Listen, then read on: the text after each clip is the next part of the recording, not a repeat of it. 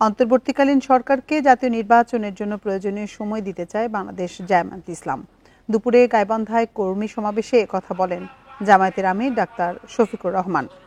তিনি বলেন, সুষ্ঠু নির্বাচনের জন্য সুষ্ঠু পরিবেশ দরকার, এজন্য অবশ্যই সময় দিতে হবে। আমরা দীর্ঘ 17 বছর ধৈর্য ধরেছি, কাজে সুষ্ঠু পরিবেশ তৈরির জন্য বর্তমান সরকারকে তাদের চাহিদা মতো সময়ও আমরা দিতে চাই। আশা করি তাদের সম্মান করে দেয়া সময়ের মধ্যেই তারা সংস্কার কাজ শেষ করবেন। এ সময় নেতাকর্মীদের উদ্দেশ্যে জামায়াত আমির বলেন, আগামীর বাংলাদেশ হবে সাম্যের, বৈষম্যহীন।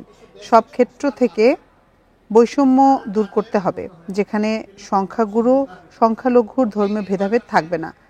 অফিস আদালত থেকে ঘুষ দুর্নীতি নির্মূল করতে হবে, চাঁদাবাজি দখলদারি বন্ধ করতে হবে। এজন্য বাংলাদেশ জামায়াত ইসলামী সর্বাত্মক সহযোগিতা করবে।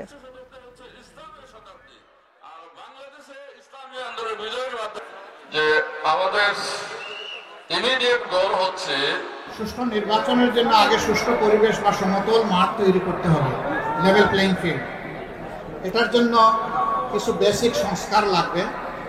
সংস্কারের কাজে বর্তমান সরকার হাত দিয়েছে, তারা একটু সময় চেয়েছে। আমরা যখন 17.5 বছর ধৈর্য ধরতে পেরেছি, আমরা ইনশাল্লাহ আরো কয়েকটা দিন ধৈর্য ধরতে পারবো।